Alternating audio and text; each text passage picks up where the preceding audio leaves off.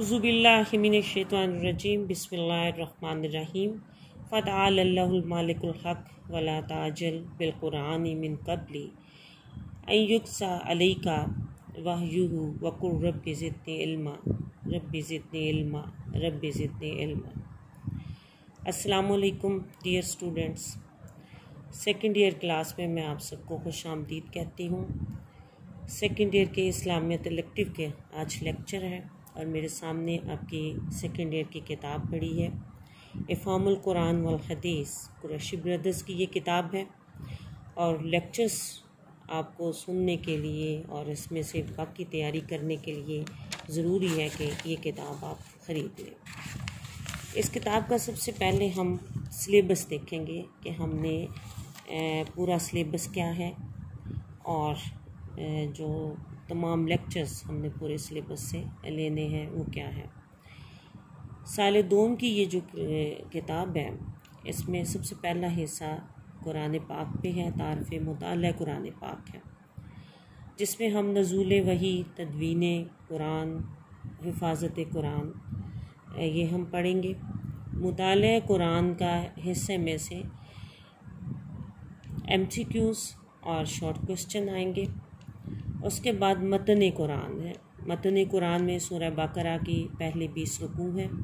Total 40 रुकू हैं, लेकिन इसमें हम पहले 20 रुकू पढ़ेंगे जिसका तर्जुमा और तशरीह पढ़ाया जाएगा और इसमें आपको लॉन्ग क्वेश्चन भी आएंगे। दूसरा हिस्सा हदीस शरीफ पे है, मुताला हदीस, ज़रूरत व अहमियत हदीस, जमा व तदवीन हदीस। ये भी MCQs पे और शॉर्ट क्वेश्चन पे मबनी होगा। और तारफ़ कुरान और तारफ़ हदीस बच्चों आपके लिए नया नहीं है, ये आप लोगों ने फ़र्स्ट ईयर में पहले से भी पढ़ा हुआ है, तो दोबारा से आप ये रिमाइंड करेंगे। मुताला हदीस में अरबाइन नब्बे की 42 अहादीस है जिसका तर्जुमा और तशरीह हम पढ़ेंगे और इस हिस्से में से भी लॉन्ग क्वेश्चन आपको आएंगे। तीसरा हिस्सा क़वाइद अरबी पे मबनी है, जिसमें फ़ेल, इसम, माजी, मुज़ारे, अम्रो नही, वाहिद, तस्निया, जमा और मुज़क्कर मुअन्नस, ये क़वाइद आपको सीखने होंगे। और ये ज़रूरी भी है क़वाइद सीखना, क्योंकि हमने मतन कुरान भी पढ़ना है, सूरह बकरा को भी पढ़ना है, अहादीस भी मतन उनका भी पढ़ना है, तो क़वाइद आपको इसमें आना ज़रूरी है। साथ इसमें से MCQs और शॉर्ट क्वेश्चन भी आएंगे। तो ये पूरा जो है हमारा 3 हिस्सों पे मुश्तमिल सिलेबस, ये इंशाअल्लाह ताला हम लोग इस सारे साल में पढ़ेंगे। इस तरह हमारा जो सिलेबस है इसको स्टार्ट करने से पहले बच्चों, हमेशा मैं अपनी पहली क्लास में बच्चों से पूछती हूँ कि आपने इस्लामियत क्यों रखी। तो अक्सर बच्चे कहते हैं कि इजी है और इससे नंबर हम गेन करते हैं, मार्क्स आते हैं। लेकिन मैं हमेशा ये कहती हूँ कि अपनी अच्छी आप खुलूस दिल से जो है नीयत करके पढ़ा करें, उसमें ये सोचा करें कि हमें बहुत सा इल्म आएगा कुरान पाक का, अहादीस का, और हम अल्लाह के वो ख़ास चुने हुए बंदे हैं जो कुरान के इल्म के लिए, हदीस के इल्म के लिए चुने गए हैं। तो ये नीयत रखोगे तो सवाब, और अमल करने का नीयत रखोगे तो आखिरी भी कामयाबी है और दुनियावी जो मार्क्स हासिल करने की वो भी हासिल कर लेंगे। तो बच्चे, सबसे पहले आज का लेक्चर हम देखते हैं, तारफ़ कुरान पे है। और सबसे पहले कुरान का मफ़हूम हम देखेंगे, लफ्ज़ी और इस्तिलाही। कुरान का लफ्ज़ कारा यकराउ से निकला है, जिसके मानी है कारा यकराउ क़िरात, जिसके मानी पढ़ना, तलावत करना और जमा करना के हैं। कुरान मजीद, इसमें मुबालगा का सीगा पाया जाता है, यानी सबसे ज़्यादा पढ़ी जाने वाली किताब। तो ये तो बात शक और शुबे से बालातर है, खाली है। दुनिया में सबसे ज़्यादा पढ़ी जाने वाली किताब कौन सी है? वो कुरान करीम है। करोड़ों लोग रोज़ाना नमाज़ों में तलावत करते हैं, लाखों हुफ़ाज़ कराम इसका रोज़ाना वर्द करते हैं।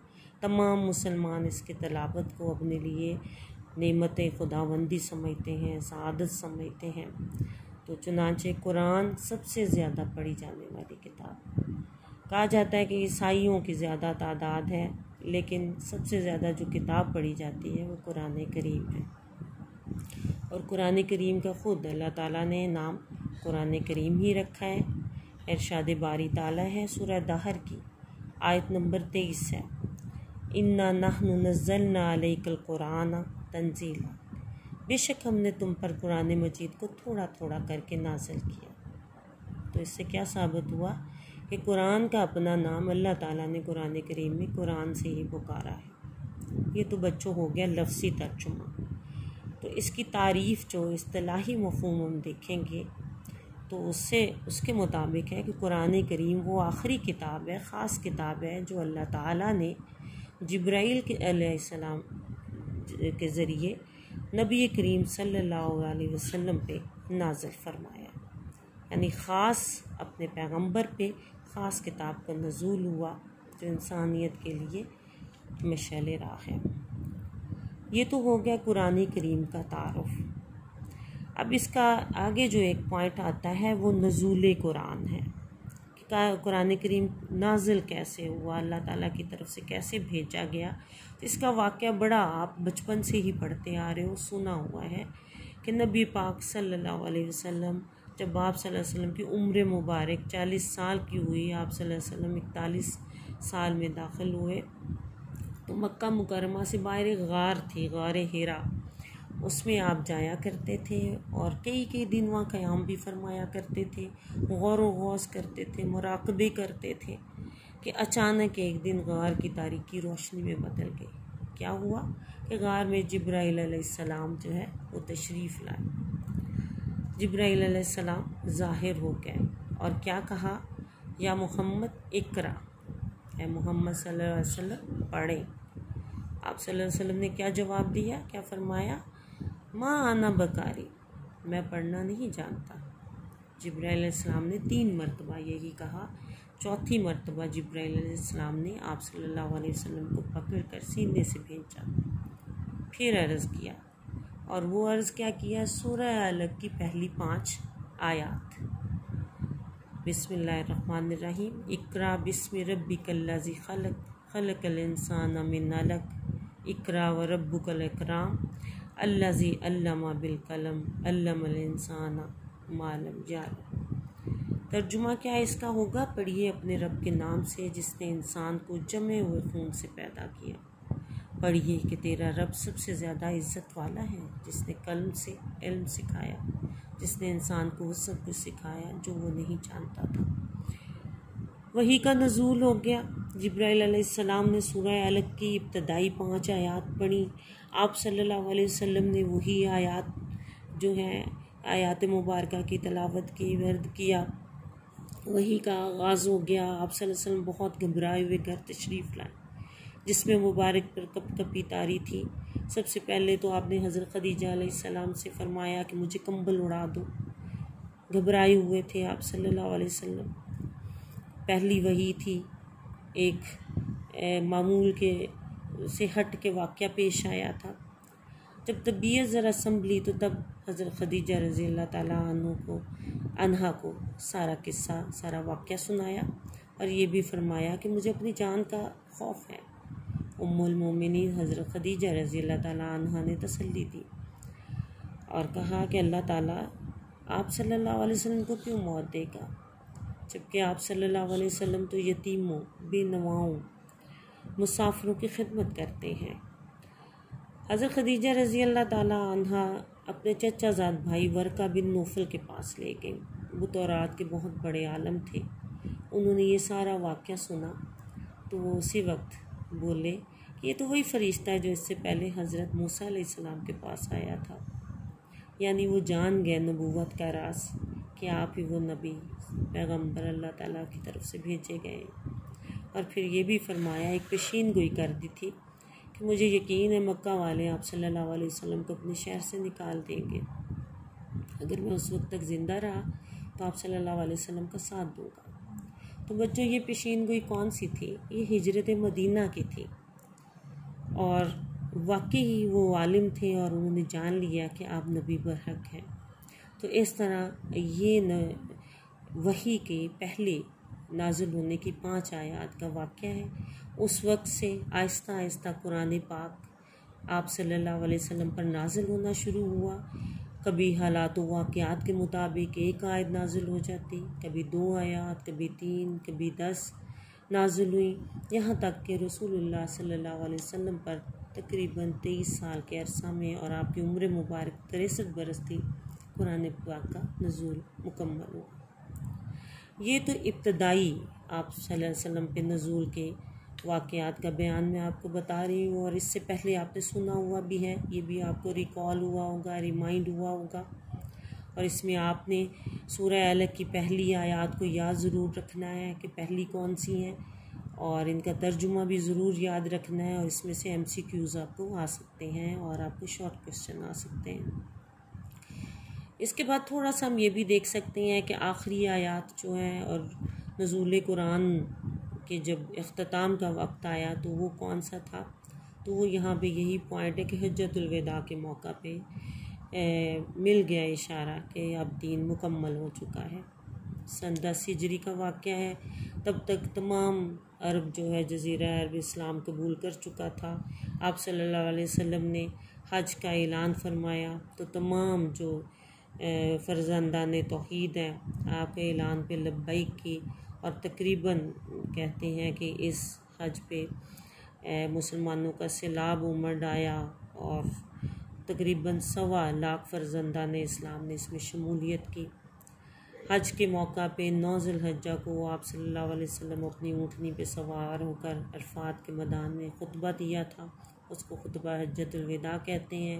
यह खुतबा इस्लामी तालीमात का निचोड़ है, क़यामत तक के इंसानियत के लिए जामे मंशूर भी है।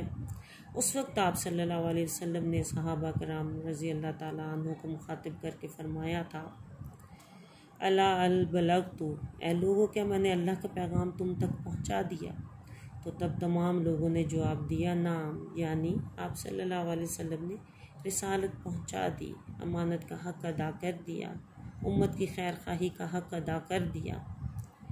तो उस वक्त आप सल्लल्लाहु अलैहि वसल्लम पे वही हुई जिसमें तकमील दीन की खुशखबरी सुनाई गई। और ये जो आयत मुबारका नाजिल हुई ये सूरह माइदा की आयत नंबर 3 है और कुछ इस तरह से है, बिस्मिल्लाहिर्रहमानिर्रहीम, अल-यौमा अकमलतु लकुम दीनकुम व अतममतु अलैकुम निअमती व रज़ीतु लकुमुल दीन इस्लाम दीन। आज मैंने तुम्हारे लिए तुम्हारा दीन मुकम्मल कर दिया और अपनी नेमत तुम पर पूरी कर दी और तुम्हारे लिए इस्लाम बतौर दीन पसंद किया। यानी ये सहीहन इस तरफ इशारा था कि दीन इस्लाम मुकम्मल हो गया, कुरान पाक की तकमील का वक्त आ गया। और ये ज़्यादातर सबका इत्तफ़ाक़ है कि ये नाजिल होने वाली आयत मुबारका कुरान करीम की आखिरी आयत मुबारका है। उसके बाद हज़रत सल्लल्लाहु अलैहि वसल्लम 81 दिन तक ज़िंदा रहे। मतलब कि आप सल्लल्लाहु अलैहि वसल्लम की हयात मुबारका में ही कुरान करीम की तकमील हुई। आपने इसको कातबीन वही से लिखवा लिया, महफूज फरमा लिया, और अल्लाह का वो वादा कि इस कलाम को मैंने ही नाजिल किया और मैं ही हिफाजत करने वाला हूँ, ये मुकम्मल पूरा हुआ। कुरान मजीद की जो तरतीब है, ये इस वक्त जो हमारे पास कुरान मजीद मौजूद है वो तरतीब नहीं है। अगर हम इसे तरतीब नज़ूली कहेंगे तो ये ठीक नहीं होगा। नज़ूल के हिसाब से तो सबसे पहली आयत जो है वो सूरह अलक की आनी चाहिए, लेकिन हमारा कुरान करीम जो है सबसे पहली सूरह इसमें सूरह फातिहा आती है। तो कुरान करीम की इस जो तरतीब को हमारे पास कुरान करीम मौजूद है, तरतीब तौक़ीफ़ी कहते हैं। तौक़ीफ़ के मानी होती है बताई हुई, आगाह की हुई। क्या मतलब हुआ कि रसूलुल्लाह सल्लल्लाहु अलैहि वसल्लम को कुरान करीम की जो अब तरतीब है इसको अल्लाह ताला ने जिब्राइल अलैहिस्सलाम के ज़रिए पहले आगाह फरमा दिया था, बतला दिया था, और आप सल्लल्लाहु अलैहि वसल्लम हर आयत के मुतालिक सहाबा कराम रज़ी अल्लाह ताला अन्हुम को बता देते थे कि इस आयत को फ़लाँ सूरत में फ़लाँ आयत से पहले और फ़लाँ आयत के बाद लिख दो। यानी आपने बताई हुई तरतीब के मुताबिक आपने लिखवाया, कलम बंद कराया और इसकी तकमील फरमाई। तो तौकीफ़ के मानी बताई हुई, आगाह की हुई, और इस वक्त हमारे पास कुरान करीम तौकीफ़ी तरतीब से मौजूद है। कुरान मजीद के 2 अदवार हैं। कुरान मजीद अगर पूरा हम कहें तो कुरान मजीद तकरीबन 22 साल 9 माह और 22 दिन में नाजिल हुआ, जिसे हम कहते हैं तकरीबन 23 साल में नज़ूल। हिजरत से पहले जो मक्का शरीफ के क़याम के दौरान नाजिल हुई उसको हम मक्की दौर कहते हैं, और हिजरत के बाद जो नाजिल हुआ कुरान करीम उसको हम मदनी दौर कहते हैं। ये 2 दौर हैं। पहला हिस्सा नज़ूल का तकरीबन हम 13 साल कहते हैं, दूसरा हिस्सा जो नज़ूल का जिसे हम तकरीबन 10 साल कहते हैं। उसका असल जो है वो फिर हम आगे पढ़ेंगे तो वो असल आपको दौरानियाँ बताऊंगी मैं आपको। लेकिन ये 2 दौर हैं, मक्की और मदनी। इसमें पूरा 23 साल के अरसे में कुरान करीम का नज़ूल हुआ।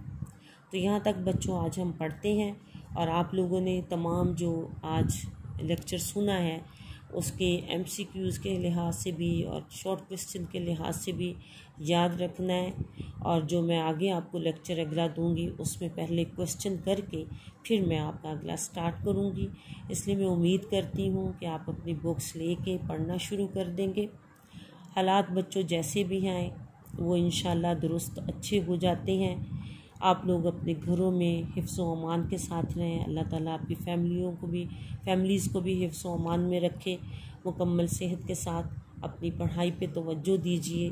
और मैं एक और पैगाम आपको देना चाह रही हूँ, जो बच्चों को अभी तक पता नहीं कि हमारी ऑनलाइन क्लासेस स्टार्ट हो चुकी हैं, उन सब को भी आप बताएं और अपनी पूरी क्लास को इसकी तरफ आमादा करें कि वो हमारी सारी क्लासें लेने पे शुरू कर दें और अपना कोर्स जो है वो शुरू कर दें।